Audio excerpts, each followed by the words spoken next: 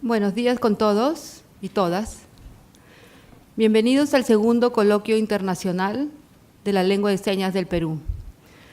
Estamos muy contentos de estar acá todos juntos y para empezar el coloquio tenemos al profesor Miguel Rodríguez Mondoñedo esta mañana.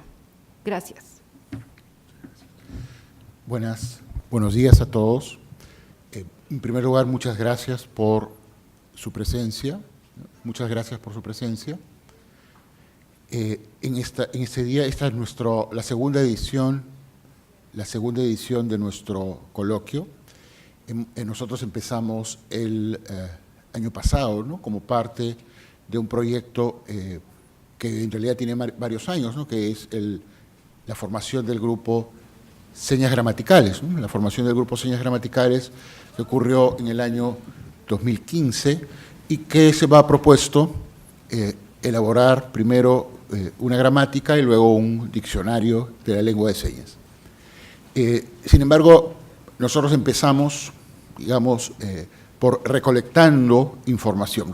Empezamos por recolectar información y hemos creado ya un corpus que está almacenado online sobre diferentes aspectos de la lengua de señas, en realidad sobre diferentes personas.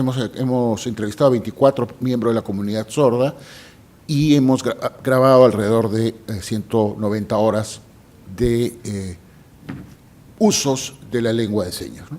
Y sobre la base de ese corpus hemos empezado a elaborar una gramática que ya está en proceso, ya final, probablemente ya en proceso de publicación entre pronto, y un diccionario que también ya hemos terminado de grabar, por lo menos. Vamos a obtener más o menos 750 señas online y no solamente en video, sino que también van a estar ahí analizadas, descritas, y esperamos que eso pueda pronto ya tenerse para el uso de toda la comunidad. A nosotros nos alegra mucho un par de cosas. Nos alegra mucho, por un lado, el hecho de que hayamos podido establecer vínculos con la comunidad, vínculos con diferentes asociaciones, tanto de personas sordas como también otros profesionales que están vinculados a la comunidad sorda. Y nos alegra otro aspecto también, y es que aquí en la universidad hemos conseguido, digamos, despertar el interés por la lengua de señas peruana, y ya tenemos hasta 4 estudiantes que están escribiendo su tesis sobre diferentes aspectos de la lengua de señas peruana. De hecho, ustedes van en el transcurso de este coloquio, van a escuchar cuáles están siendo los avances de su investigación. Entonces, digamos, yo al menos y los miembros del grupo nos sentimos en realidad contentos con lo que hemos avanzado hasta ahora. Sin embargo, en realidad, respecto de todas las necesidades, respecto de todo lo mucho que hay que estudiar, respecto de todo lo mucho que todavía hay que preparar para poder recibir, para que no solamente esta universidad, sino todo el Estado pueda adecuadamente cumplir su función de servicio a la comunidad sorda, todavía falta mucho. En realidad, yo podría decir que en realidad falta todo, porque aunque hay algunos pasos que hemos dado, esos pasos han debido de darse mucho tiempo atrás. Mucho tiempo atrás, la comunidad de lingüistas ha tenido que ocuparse de investigar sobre la lengua de señas.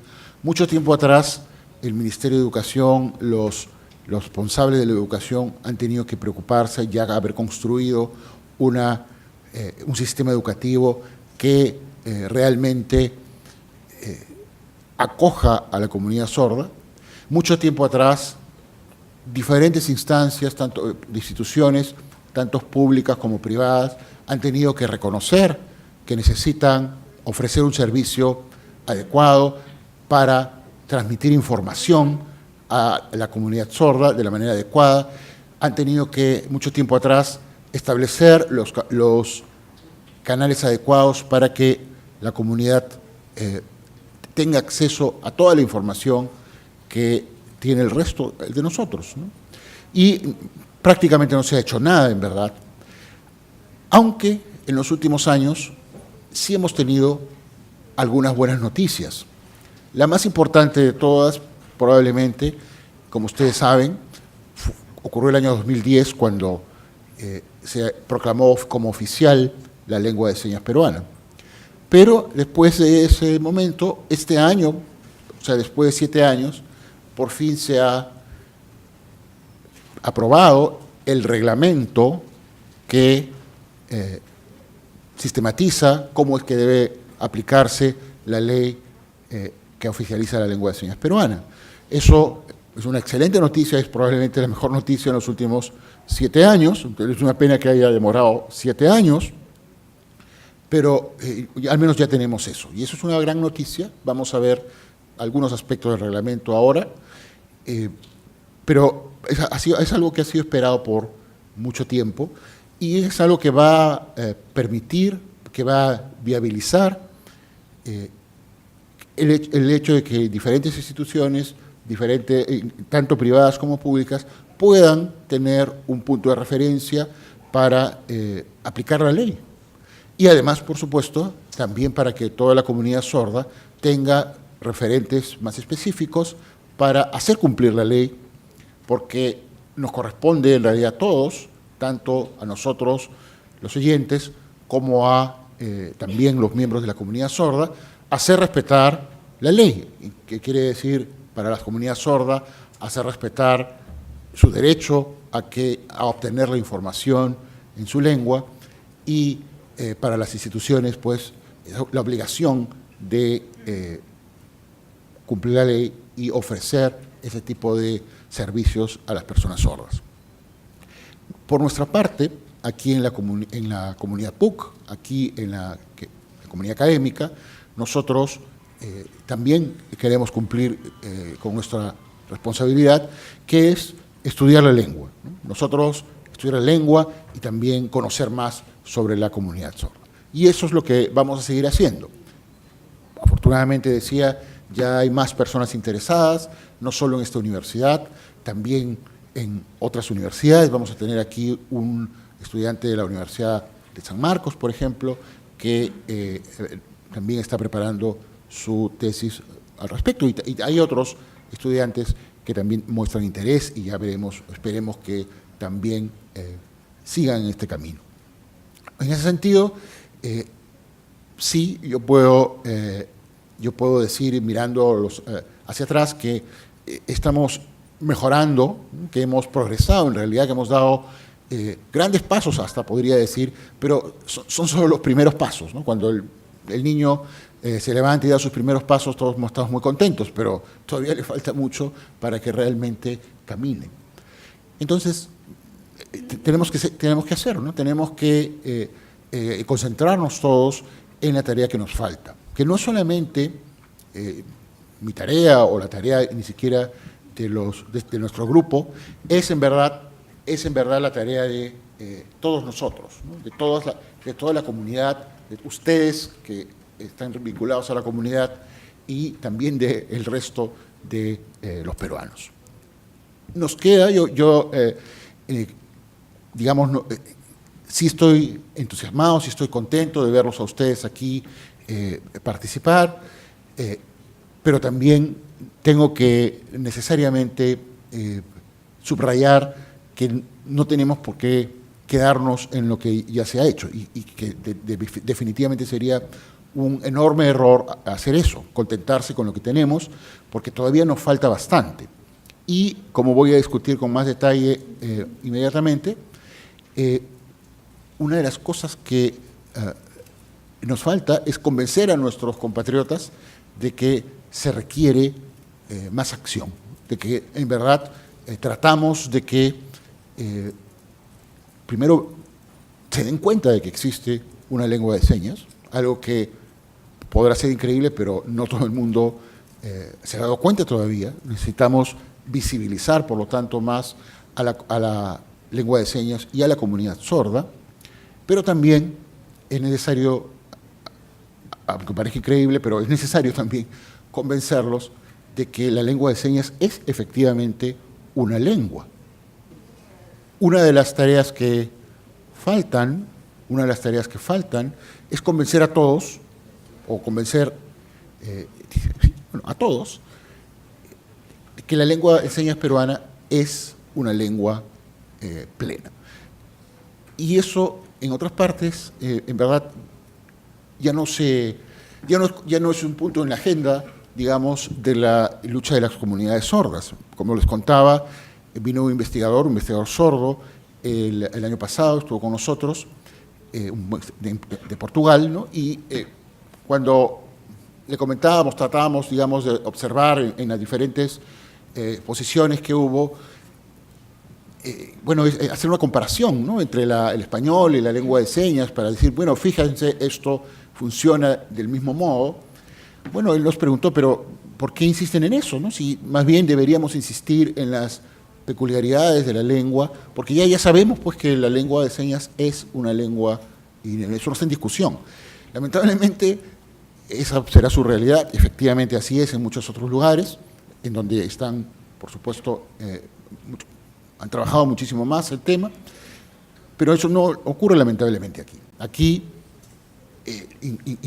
hay personas, incluso algunos lingüistas, que todavía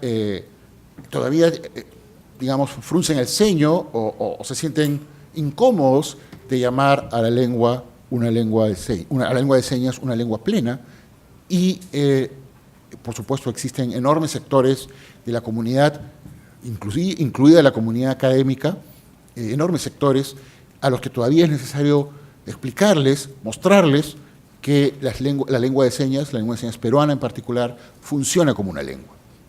Entonces, por eso es que nosotros, en realidad, hemos adoptado esa perspectiva, que fue una perspectiva también de los primeros que empezaron a estudiar las lenguas de señas en el mundo, y los primeros que reconocieron que las lenguas de señas eran lenguas plenas. Bueno, nosotros tenemos esa perspectiva, y entonces esa perspectiva al presentar las cosas que hacemos. Y como ustedes verán, al menos los investigadores peruanos que van a presentar aquí sus investigaciones, van a tener ese punto de vista, ¿no? Van a insistir constantemente en que, mira, esto que hemos hallado es un rasgo que corresponde a las lenguas orales también, y que, por lo tanto, nos permite ir apuntando, ir convenciendo a todos de que se trata, en la lengua de señas también, de una lengua plena. No porque lo dudemos, no porque estemos sorprendidos de ese hallazgo, pero sí porque necesitamos subrayarlo para que nuestra audiencia, y no me refiero a ustedes, por supuesto, que no necesitan ser convencidos, pero sí, en general, para la audiencia, incluida la audiencia académica, es necesario subrayar eso. Yo lo que voy a hacer ahora es una discusión que tiene más o menos esas propiedades que les contaba. No va a ser una discusión sobre gramática, aunque me encantaría, y digamos, hablar de gramática es probablemente una de las cosas que más me gusta hablar, pero hoy no voy a hacer eso. Hoy más bien voy a presentar una discusión respecto esencialmente de una palabra, o más bien de 4, pero respecto básicamente de la palabra originaria. Porque, imaginarán ustedes que si hay gente que todavía no está convencida, gente aquí en el Perú, funcionarios del Estado y hasta lingüistas, que no están convencidos de que la lengua de señas sea una lengua. Incluso hay mucha más gente, también, incluso más lingüistas, que vehementemente argumentan o tratan de argumentar que la lengua de señas no es una lengua originaria peruana. Entonces, digamos, eso parece un poco absurdo, ¿no es cierto? Porque, digamos, si no es originaria peruana, ¿de dónde es originaria? Porque tiene que ser originaria de alguna parte. Pero vamos a ver en qué consisten esas dudas. Y por si las escuchan, pues vamos a ver que no existe ninguna razón para dudar de eso, ¿no? Y por mucha autoridad que tenga quien lo dice, ¿no? Por mucha autoridad que tenga quien lo dice, cuando alguien duda de que la lengua de señas peruana es una lengua originaria peruana, pues tengan la seguridad de que está equivocado, está radical y fundamentalmente equivocado. Entonces, nosotros partimos de no realmente una premisa, porque a veces una premisa es algo que uno adopta de manera arbitraria. Nosotros partimos de una observación obvia. Esa es una información, diría, primitiva, obvia. Partimos de la observación de que la lengua peruana es una lengua originaria creada por la comunidad sorda de nuestro país. Esa es la observación, el hecho que de manera transparente observamos. Y, por lo tanto, no me voy a dedicar aquí a justificarlo, pero sí me voy a dedicar a digamos, analizar el discurso de algunos que se opone a esta calificación. Vamos a ver por qué esta gente se opone a este hecho que para nosotros pues es simplemente una especie de perogrullada, ¿no? Una especie de cosa obvia que no tendría por qué ser discutida. Como les decía, un acontecimiento importante en esta discusión, en todo este proceso, fue la oficialización de la lengua de señas, de la lengua de señas peruana, que eso fue oficializada en el 2010. Y allí en esta ley se daba un plazo de 60 días para que se apruebe el reglamento que la hace operativa, ¿no?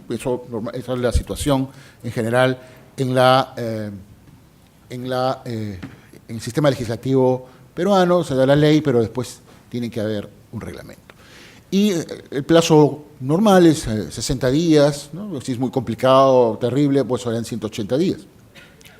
Pero el reglamento recién se ha aprobado en julio de este año, o sea, 7 años después. Pero, bueno, ya se aprobó, no vamos a quejarnos aquí, vamos más bien a mirar a lo que sigue. Ahora, sin embargo, todos sabemos que cuando la ley se da, bueno, la realidad no cambia automáticamente, ¿no? La gente tiene que implementar la ley. Y la situación que existía al 2010 era la siguiente, una situación bastante trágica, debo decir. La situación que existía era que las personas sordas eran incluidas en las escuelas comunes y corrientes, ¿no? En las escuelas de todos, ¿no? Entonces, esto suena interesante, porque la palabra inclusiva siempre suena a, bueno, estamos haciendo algo bien. Sin embargo, la inclusión de la persona sorda, del niño sordo, del estudiante sordo, consistía en añadir una silla más en el salón y sentarlo allí. Consistía en añadir, decía, una silla más y sentarlo allí. Entonces, ¿qué pasaba? Bueno, el niño sordo se sentaba y la clase seguía como si nada. El profesor seguía dictando su clase en castellano y, bueno, eso es todo. No es difícil imaginarse qué es lo que ocurría allí. El niño pasaba todo su año, el profesor, digamos, para no hacerse problemas, lo aprobaba y entonces pasaba el tiempo y, bueno, el niño quedaba aprobado, salía de la escuela, pero no sabía nada. Porque ¿qué iba a saber si no escuchaba lo que el profesor estaba diciendo?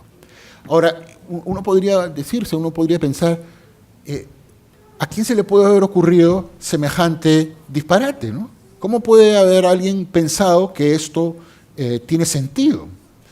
Curiosamente, cuando uno les hace esas preguntas a los funcionarios, dice, pero eso es lo correcto, porque, y te citan varios documentos, pero uno de los documentos que citan es la Declaración de Salamanca, ¿no? Que fue una declaración del año 94, que, bueno, tiene la siguiente declaración, ¿no? Hace la siguiente observación, ¿no? Dice, leo, ¿no? Las personas con necesidades educativas especiales deben tener acceso a las escuelas ordinarias, que deberían integrarlos en una pedagogía centrada en el niño, capaz de satisfacer esas necesidades. Sigue la declaración. Las escuelas ordinarias, con esta orientación integradora, representan el medio más eficaz para combatir las actitudes discriminatorias, crear comunidades de acogida, construir una sociedad integradora y lograr la educación para todos. La educación de Salamanca, la Declaración de Salamanca, un documento internacional que supuestamente fundó este movimiento inclusivo respecto de las personas con discapacidad. Y si uno lee las primeras 5 páginas, en realidad lo que es propiamente el texto de la Declaración de Salamanca, que son como 5 o 6 puntos, en 3 o 4 páginas, efectivamente uno diría, bueno, lo mejor, de acuerdo con esta declaración, es poner a todas las personas con discapacidad allí en el aula. Entonces, uno diría, bueno, ¿cómo es posible que todo un conjunto de expertos haya dicho eso? Un conjunto, todos los expertos en el tema se han sentado a decir semejante tontería respecto de las personas sordas. Y claro, los funcionarios del gobierno, los funcionarios del sistema educativo te dicen, mira, aquí está la Declaración de Salamanca y otros documentos posteriores. Estoy haciendo bien. Sin embargo, la Declaración de Salamanca, aunque es verdad que la Declaración de Salamanca tiene unas 5 páginas que ponen así en azul con los principios generales, también tiene 45 páginas más con detalles. Y más adelante, si uno lee las 50 páginas, las 45 páginas que vienen después, va a encontrar qué quiere decir esto en verdad para la comunidad sorda. Y entonces, allí en el numeral 21, los propios expertos de la Declaración de Salamanca anotan, ¿no? Debe tenerse en cuenta la importancia de la lengua de signos. Sería, por las necesidades específicas de la comunicación de los sordos y los sordociegos, sería más conveniente que se les impartiera una educación en escuelas especiales.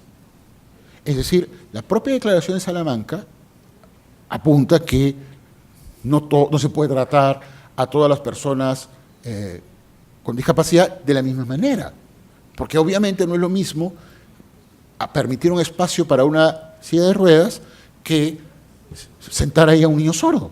Entonces son 2 universos totalmente diferentes. Pero aquí en el Perú los funcionarios aparentemente solo han leído las primeras 5 páginas de la Declaración de Salamanca y no el resto. Porque nunca nadie, ningún experto que merezca su nombre, ha nunca recomendado que al niño sordo se le siente allí con todos los oyentes y que eso sea todo lo que se le necesita hacer para integrarlo, para incluirlo. O sea, es absolutamente absurdo que esa sea una recomendación de expertos. No hay experto que valga su nombre, no hay experto que merezca ese nombre que haga semejante recomendación, ni lo he habido nunca. Lo único que existe son funcionarios que no son capaces de leer los documentos en los cuales supuestamente están basados. Y estamos hablando de funcionarios que tienen una responsabilidad definitoria respecto de la suerte de miles y millones de personas eventualmente, y que están perfectamente convencidos de que están actuando correctamente, de que además eso es lo que deben hacer. Y más bien ven con sospecha cuando alguien les dice no. Pero, bueno, esa es una de las realidades con las que la comunidad sorda ha tenido que luchar, y efectivamente ha luchado con bastante fuerza y con bastante eficiencia en varios aspectos, porque son las luchas de la comunidad sorda lo que le permitieron obtener la declaración de lengua oficial en el 2010, lo cual quebró o empezó a quebrar este sistema, y son las luchas de la comunidad sorda los que han obtenido la aprobación del reglamento que ha ocurrido este julio pasado. Entonces, la comunidad sorda se ha empoderado a sí mismo y ha usado todos los recursos que le ha dado la sociedad en general para obtener estos logros y quebrar este punto de vista tan absurdo. Y bueno, se ha hecho algo, es decir, efectivamente el Estado, los funcionarios del Estado ahora, digamos, han cambiado su perspectiva y bueno, esperemos que su cambio de perspectiva nos lleve a un cambio de acciones reales, porque las acciones reales están empezando a ocurrir, pero no del todo. Ahora, uno podría decir también, bueno, ¿por qué estamos discutiendo el término originario, ¿no? Porque una manera relativamente simple de resolver la cuestión de qué cosa es originario sería, pues, ir al diccionario, ¿cierto? Podría ir al diccionario y decir, a ver, ¿qué cosa significa originario? Y entonces, bueno, al diccionario de la academia, que es, en español, tenemos este sistema que no siempre existe en todas las lenguas, de que hay una institución encargada de decirnos cuál es el significado de las palabras, ¿no? Y entonces, bueno, los pone ahí y, bueno, originario tiene simplemente esa acepción, ¿no? Que da origen a alguien o algo, en su sentido activo, o que trae su origen de algún lugar, persona o cosa, ¿no? Entonces, si aplicamos esa definición normativa, pero que es la que está ahí, si aplicamos esa definición, pues la lengua de señas peruana con toda naturalidad es una lengua originaria peruana, porque es una lengua que se ha originado aquí en el Perú, que ha sido hecha por los propios peruanos, por los propios sordos peruanos. Entonces, ¿cuál es la discusión? Bueno, como todos sabemos, bueno, no sé si todos sabemos, pero los lingüistas al menos ya estamos acostumbrados a reconocer, y muchos otros también, además de los lingüistas, el significado que está en el diccionario no restringe a los hablantes para usarlos de otra manera, para usarlos de una manera en particular que favorece sus propios intereses. Entonces, ¿qué es lo que ha ocurrido?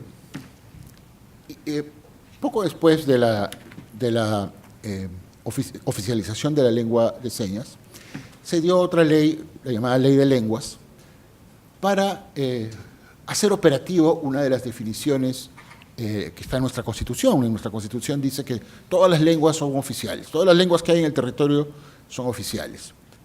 Pero la ley ha necesitado también volver a decir esto mismo, y en esta ley se hace la siguiente definición, ¿no? Son idiomas oficiales, dice, además del castellano, las lenguas originarias en los distritos, provincias o regiones en donde predominen, conforme a lo consignado en el Registro Nacional de Lenguas Originarias. Hay una institución, que es el Ministerio de Cultura, que se encarga de listar todas las lenguas originarias para ver, bueno, que estén en este registro.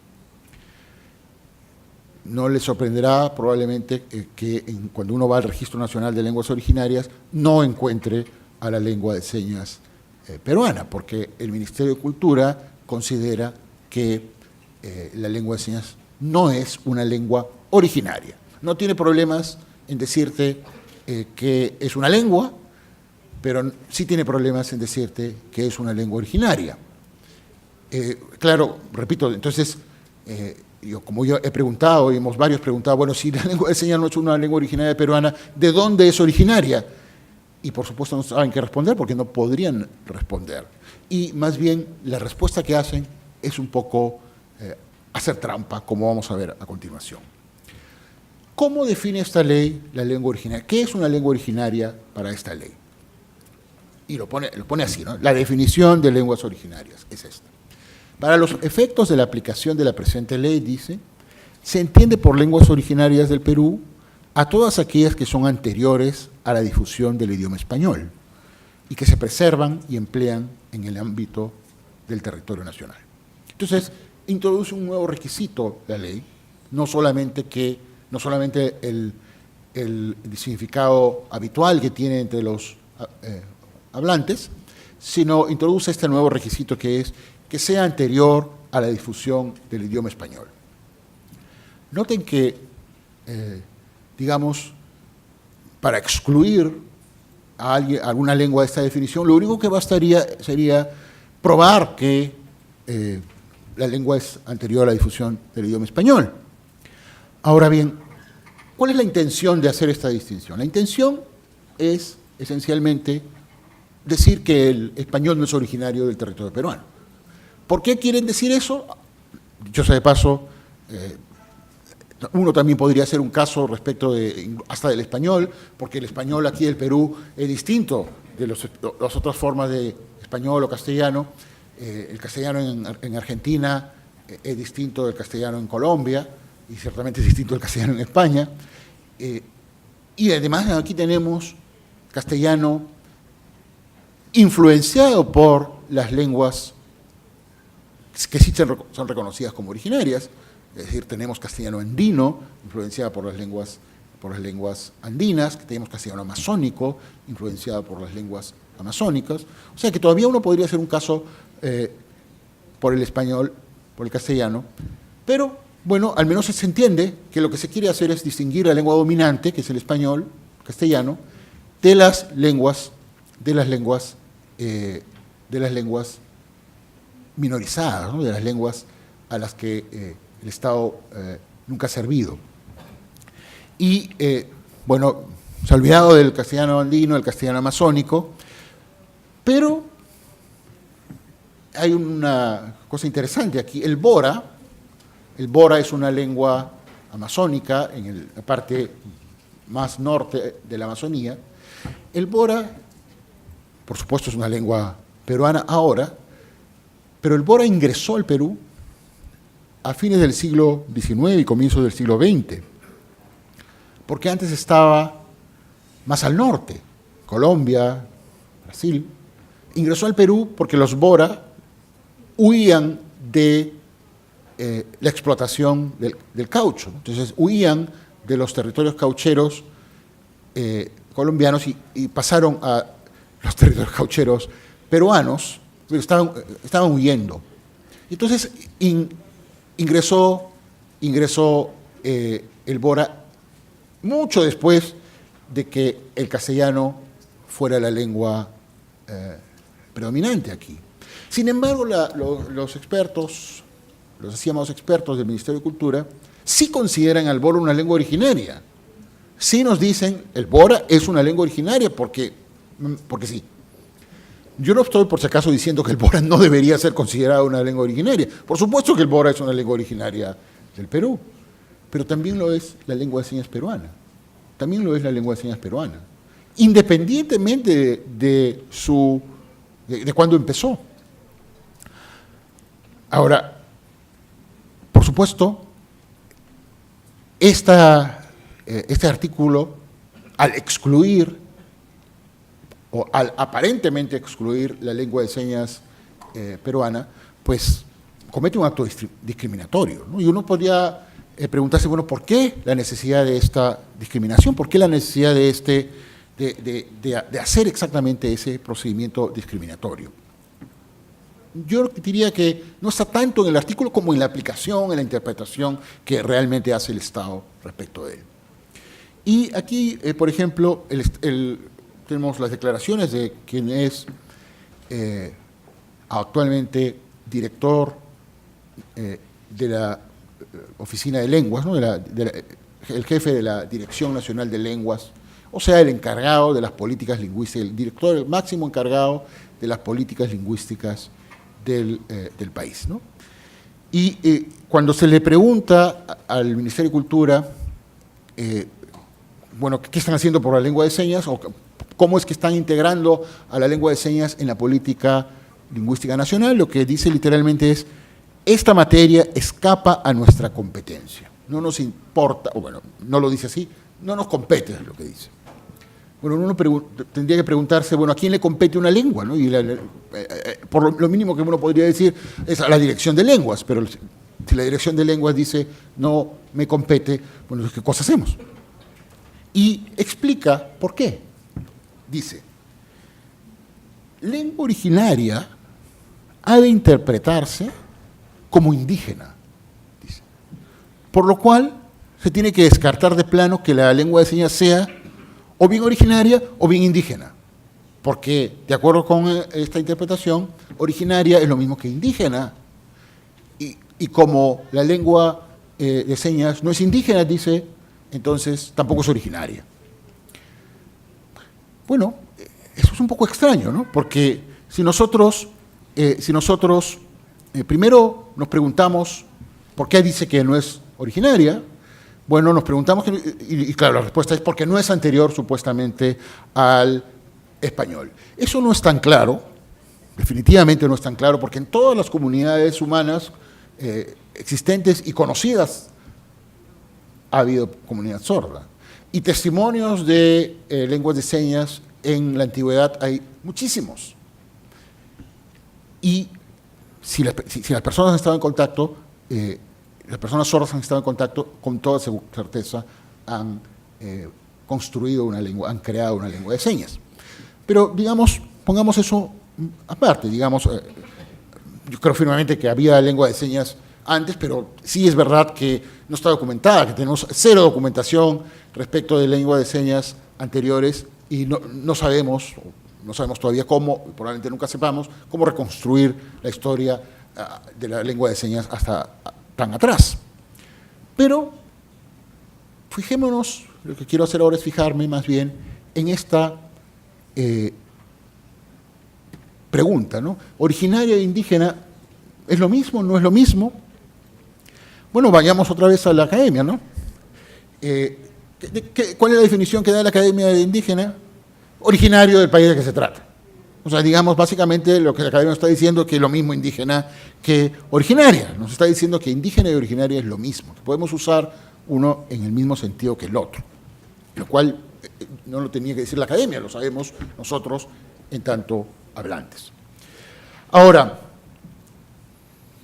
¿qué cosa quiere decir entonces el director de la Dirección de Lenguas peruana cuando dice que lengua originaria debe interpretarse como indígena y por lo tanto la lengua no es originaria?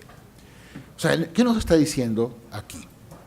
Bueno, nos está recordando, en verdad, cómo desde su posición de representante del poder establecido, de representante del Estado, del máximo representante del Estado en este tema, nos está recordando de que originaria, en verdad, es meramente un eufemismo de reemplazo por indígena.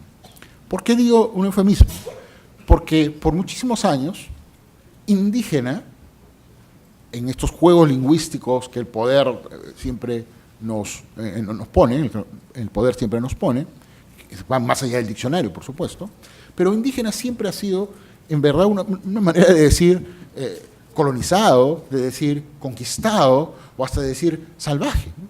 Indígena, en el Perú en particular, pero no solamente en el Perú, se ha usado como insulto por mucho tiempo. Entonces, de hecho, digamos, si alguien le dice a otra persona, eres un indígena, la otra persona no va a saber si lo está insultando o no, o probablemente incluso hasta se siente insultado dependiendo de cuál sea su concepción. O sea, es un término racializado, es un término que se ha convertido en muchos casos en un insulto racista.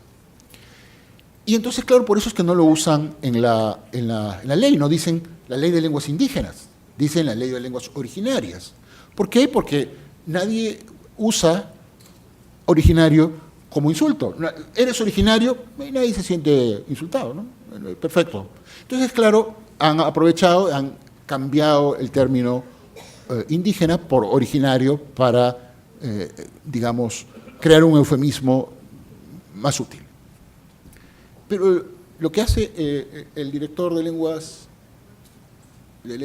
peruanas es recordarnos, ¿no?, que, por si acaso, aquí estamos utilizando esto como indígena. O sea, en realidad lo único que hemos hecho es poner otro eufemismo y no nos vengas con que tenemos más responsabilidades. O sea, lo que está diciendo es, estamos usando originaria como un término discriminatorio. Eso es lo que nos está diciendo el director de las lenguas. Nos está diciendo que originaria es solo un eufemismo y que en verdad estamos tratando de referirnos al mismo grupo de gente que antes fue marginada. Por eso es que el BORA, el Ministerio de Cultura no tiene ningún problema en que el BORA sea originario, porque finalmente originario lo único que quiere decir otra vez, o para la dirección del Ministerio de Cultura, lo único que quiere decir es individuo marginado. O sea, sigue siendo, en realidad, un término discriminatorio, a efecto, pero tiene plena vigencia eufemística, tiene plena vigencia políticamente correcta, como se dice ahora, tiene plena vigencia porque, bueno, es nuevo.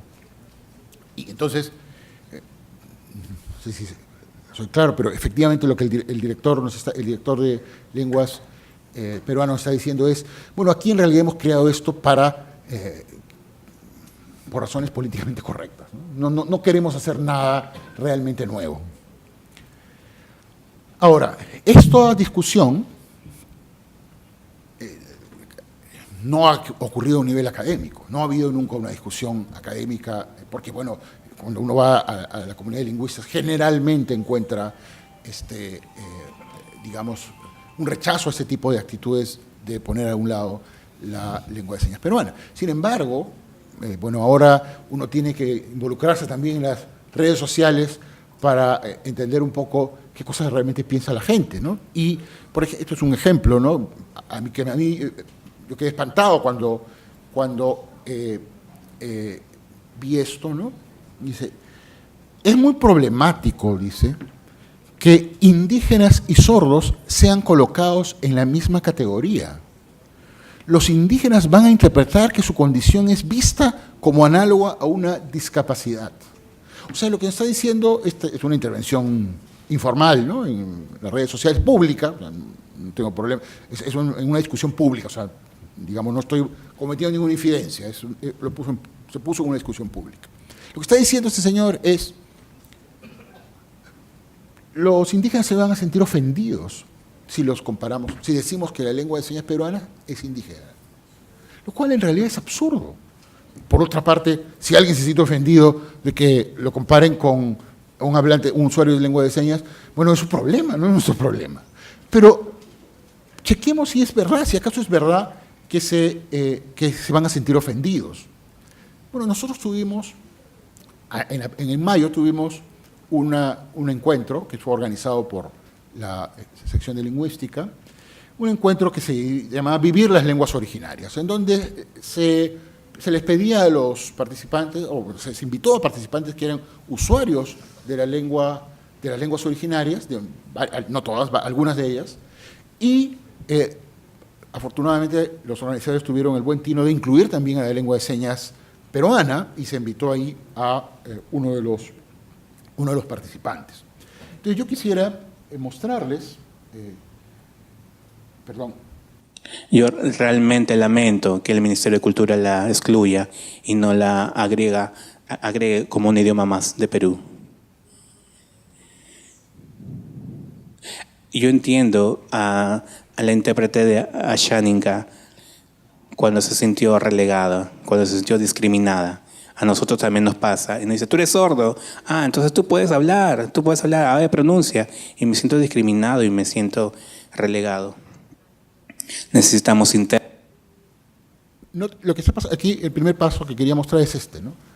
Este testimonio rápidamente establece una conexión con un testimonio previo de una intérprete asháninka que decía, bueno, que la asháninka está discriminada en el sentido de que lo mismo que se le contaba que se hace al sordo, también se le hizo a los asháninkas, también se le hizo a los quechua, Se sentaba al niño ashánica, al niño quechua en el aula y el profesor seguía su clase en español. Dictaba todo en castellano y, bueno, ¿qué hacía el niño quechua que estaba ahí sentado? No hacía nada, por supuesto. Y después le echaban la culpa. Ah, seguramente eres burro, no sabes. Pero ese no es el caso. Entonces, esta persona que está dando su testimonio reconoce esa conexión inmediatamente. Pero también ocurre en la otra dirección. Entonces, en la siguiente parte que quiero mostrar, que es... Y de hecho un espacio importante para fortalecer son las escuelas, las instituciones educativas, ¿no es cierto? Así como la escuela en un momento nos ha privado de poder desarrollar nuestra lengua, más o menos a la altura como nos ha contado Juan, su experiencia sumamente, Juan, muchas gracias por haber compartido, Juan, tu experiencia, pero en algún momento también los andinos nos hemos sentido así, ¿no? Vetados, sabiendo hablar, no podíamos hablar nuestra lengua, porque la escuela... Es decir, ahora le tocó el turno al testimoniante quechua, ¿no? Y Juan, que es el testimoniante en lengua de señas que vimos primero, hizo la conexión con la experiencia xénica, y ahora el siguiente, el que le sigue, que es quechua, hace la conexión con Juan. O sea, los así llamados indígenas, las personas de las comunidades originarias, no se sienten ofendidas cuando los comparan con hablantes de otras lenguas. No tienen el menor problema en reconocer inmediatamente que ellos han pasado, y a veces también siguen pasando, por exactamente la misma experiencia. Porque exactamente lo mismo, se le hacía a las personas quechua hasta los años 50, 60. Se le ponía ahí, sentado en una silla, en una clase de español, o ojalá fuera, no para enseñarles castellano, en una clase en donde el profesor hacía su clase en castellano.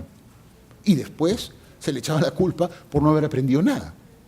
Entonces, esa experiencia es la misma experiencia del sordo, que esta persona inmediatamente reconoce como propia. O sea, es completamente absurdo, por muchas razones, pero entre otras, por esta misma, decir que las comunidades originarias se van a sentir ofendidas porque a la comunidad sorda se le considera también una comunidad originaria, porque a la lengua de señas se le considera también una comunidad originaria. A la lengua de señas se le considera también una lengua originaria. No es el caso, no es lo que ocurre. Todo lo contrario. Identifican allí a un compañero más en en este proceso discriminatorio que han sufrido todas las lenguas peruanas. Y si nos vamos a la experiencia de otros países, son otros países igual de quisquillosos cuando deciden cuál será la lengua, si la lengua de señas correspondiente será una lengua indígena o no. Bueno, no realmente. En Colombia perfectamente se ha incorporado a la lengua de señas como una lengua nativa, ¿no? Que es otro término que significa exactamente lo mismo. En Chile también los propios sordos reivindican esto, ¿no? Lengua nativa. La lengua de señas chilena es una lengua nativa, una lengua originaria de Chile. En las Filipinas, ¿no? La lengua de señas filipina se reivindica como indigenous, ¿no? O sea, como indígena. En Escocia, Inglaterra, el Reino Unido, ¿no? Indigenous es un término que se usa sin ningún tipo de dificultad en relación con las lenguas de señas, ¿no? En Irlanda, ¿no? Indigenous language. La lengua de señas de Irlanda es una lengua indígena de Irlanda. En Kenia, ¿no? Indigenous language, Kenya Sign Language, la lengua de Kenia, la lengua de señas de Kenia es una lengua indígena. En Nueva Zelanda, ¿no? es una lengua indígena, así es como la gente se refiere a ella. Y aquí tenemos el otro término que también se usa, el término nativo, que es lo mismo, significa lo mismo, ¿no? ¿Por qué paso a otro término ahora? Porque la estrategia del Ministerio de Cultura, de los funcionarios de la Dirección de Lenguas Peruanas, es justamente esa. Es, bueno, tú me dijiste que la lengua era originaria. No, pero ahora yo te digo que originaria en realidad significa indígena. Es claro que eso no los va a ayudar, no los ayuda para nada, entonces de pronto después van a ir a nativa. Y después van a ir a autóctona. Pero nativa, originaria, indígena, autóctona, ¿qué quiere decir? Que ha nacido o se ha originado en el mismo lugar. Es decir, digamos, probablemente van a querer seguir escapando a su responsabilidad de atender la lengua de señas peruana a través de este procedimiento de, bueno, pero originaria significa nativa, pero originaria significa autóctona, etc. Pero no importa a dónde escapen, no, en realidad no hay escape. La Dirección Nacional de Lenguas Peruanas tiene la responsabilidad de atender a la lengua de señas peruana, porque es una lengua peruana, eso debería bastar, pero además es una lengua minorizada, es una lengua discriminada, que es justamente la intención de distinguir lenguas originarias del castellano, porque aquí el problema es que el castellano es excesivamente dominante. Entonces, está en todas partes e impone barreras para el acceso de diferentes comunidades, la comunidad sorda, pero también la comunidad quechua, la comunidad chánica, la comunidad chipiva, etc. Entonces, se trata de quebrar esas barreras. Pero, digamos, no sé, tal vez no le alcance el presupuesto a la lengua de señas, a la dirección de lenguas para incluir otra lengua más, pero si a un funcionario público no le alcanza su presupuesto, pues lo que tiene que hacer es pedir más presupuesto. No tiene que decir, bueno, a ti no, porque no me alcanza, ¿no? Peor si es año tras año, ¿no? Entonces, lo que está haciendo el Ministerio en realidad es usar esta estrategia de distinguir como un mecanismo discriminatorio, Y esa estrategia, que es legal, porque se implementa a través de la ley y a través de los reglamentos, las normativas que dan la Dirección de Lenguas y el Ministerio de Cultura, corresponde exactamente a la estrategia discursiva que usa el racismo, según, por lo menos, lo que algunos llaman la teoría crítica de la raza, ¿no? Como todos sabemos, las razas no son entidades biológicas, ¿no? Eso ya se ha distinguido hace mucho tiempo, y lo que se llama una raza es básicamente una narración, ¿no? O sea, un cuento que la gente se dice unos a otros, ¿no? Raza y etnia se han comportado en paralelos, como las investigaciones ya han demostrado bastante bien, y también sabemos que la raza no está definida por el color, ni siquiera por el propio racismo, ¿no? O sea, los japoneses no eran considerados blancos antes en los Estados Unidos, ahora están cerca de serlo. Hay muchos judíos que son blancos y sin embargo igual han sido discriminados e igual fueron perseguidos, ¿no? O sea, una raza es básicamente una forma discursiva, ¿no?, para producir significados discriminatorios, ¿no?, con la finalidad de discriminar, ¿no? O sea, más bien, no es que el discurso racista se produce a partir de la raza, es que más bien la raza es que es producida por el discurso racista. Y todos tienen el mismo propósito, ¿no? Es el propósito de naturalizar una asimetría de poder. Y eso quiere decir que lo que tenemos que hacer es confirmar, para saber si tenemos una raza, en realidad lo que tenemos que decir, lo que tenemos que chequear es si tenemos una comunidad discriminada por una característica física o cultural, que es exactamente lo que tenemos aquí. La comunidad sorda es identificada, es discriminada por una razón tanto física como cultural, porque se rechaza su lengua. Y, por lo tanto, no bastará el testimonio de los discriminados para identificar si tenemos una comunidad discriminada. En otras palabras, una raza no es más que un conjunto de personas que tiene una cuota diferente de poder. y no estaríamos muy lejos de la realidad, y hay algunos que así lo piensan directamente, pero no estaríamos muy lejos de la realidad si identificamos a la comunidad sorda peruana como una comunidad discriminada bajo los mismos patrones del discurso racista, ¿no? Y de acuerdo al menos con la así llamada teoría crítica de la raza, el mecanismo central para construir el racismo es la ley, que es básicamente definido arbitrariamente en la ley, que es exactamente lo mismo que aquí está ocurriendo. Arbitrariamente se define en la ley la discriminación contra la lengua de señas peruana. Ahora, ¿qué es la lengua de señas peruana? Aquí quisiera hacer un comentario, espero que, bueno, breve, ¿no? Sobre cómo nosotros, en las discusiones sobre la aprobación del reglamento, que felizmente ya se hizo, nosotros hicimos esta propuesta, y todavía creemos, esto fue un borrador. Después les voy a mostrar en qué quedó, ¿no? Bueno, nosotros propusimos que se definiera así. Adelante, lengua de señas peruanas es el idioma cuyas formas lingüísticas se basan en movimientos y expresiones a través de las manos, los ojos, el rostro, la boca y el cuerpo. La lengua de señas peruana incluye todas las variedades de lengua de señas que son usadas realmente en la comunidad sorda en el territorio nacional, independientemente de su origen o de su extensión. Y las personas con sordoceguera también pueden ser, no necesariamente lo son, pero pueden ser usuarias. Y el reglamento cambió esa propuesta, ya el reglamento oficial, el reglamento que salió, cambió esta propuesta, esto a partir de julio, por lo siguiente. La lengua de señas peruana es la lengua de la comunidad de sordos en el Perú.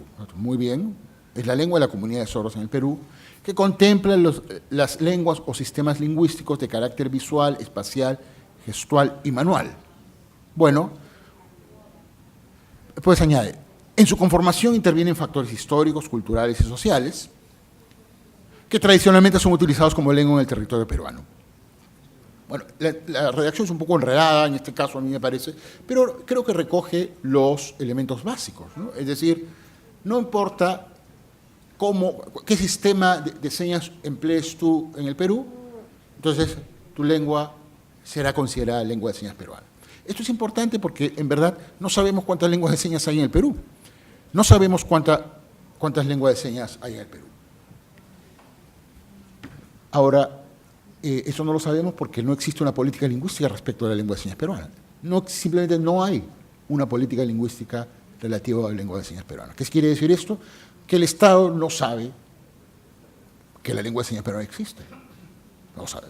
Sabe, digamos, porque bueno, de vez en cuando les llega algún manifiesto de protesta por la falta de atención, pero el Estado, en la realidad, el Estado oficialmente, en la instancia que debe saber, que es la Dirección de Lenguas Peruanas, no sabe que existe, porque aunque sus funcionarios estén enterados, actúan como si no supieran. El Estado, en tanto tal, no tiene la menor idea. ¿Qué queremos, pues? ¿Qué queremos que haga el Estado? Bueno, que implemente un sistema justo de educación. Algo que felizmente ya ha empezado, pero está en pañales, ha empezado. Que la comunidad sorda tenga acceso a la información, a los servicios públicos, a los servicios culturales, que haya un reconocimiento real, efectivo, que haya servicios lingüísticos, es decir, que haya diccionarios, gramáticas, manuales de enseñanza, profesores de la lengua, intérpretes, todos los servicios lingüísticos que el Estado ya está implementando, que hace tiempo, por supuesto, hay para el castellano, pero el Estado ya está implementando para las otras lenguas orales, para el quechua, para el xáninca, para el chipío, pero no para la lengua de señas. En otras palabras, queremos una comunidad sorda con pleno acceso a la educación, a la cultura y a la ciudadanía. Y eso pasa por lo anterior, eso pasa por crear canales adecuados de información, educación de excelencia y reconocimiento pleno, real, no solo en el papel, de la lengua de señas peruana. Muchas gracias, eso es lo que quería decir hasta ahora. Y ahora quisiera presentar a mi colega Héctor Velázquez, que es el coordinador de la sección de lingüística y que amablemente se ha ofrecido a hacer algunos comentarios sobre esto que hemos discutido. Gracias por la oportunidad, Miguel. Buenos días a todos. Quería empezar comentando que no pude llegar al inicio de la presentación porque estaba todavía terminando una clase, terminaba a las 10 y eso me impidió estar más temprano como habría sido mi deseo. En la presentación de Miguel hemos escuchado varias veces la frase no saben, no se sabía, no se conoce. Y efectivamente esta es una de las cuestiones que más nos preocupa a nosotros en la universidad como parte de la sección de lingüística.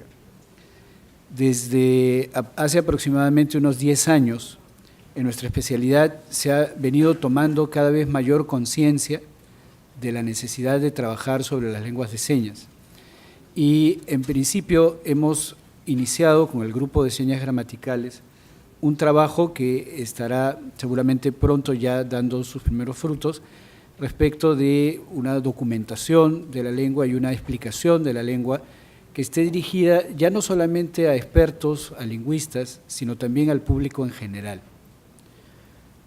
En ese sentido, me parece oportuno comentar la necesidad que tenemos, en principio, los estudiantes y profesores involucrados en el área de lingüística en nuestra universidad y en otras universidades del Perú donde se ofrece la carrera de lingüística, de estudiar las lenguas de señas, de conocer cada vez más y cada vez mejor cómo funcionan estas lenguas y que de una vez por todas nos quede completamente claro que una lengua de señas no tiene ninguna deficiencia o no es en ningún sentido menor que cualquier lengua oral. Esto en realidad no ha sido tan común, inclusive entre personas que han tenido formación lingüística.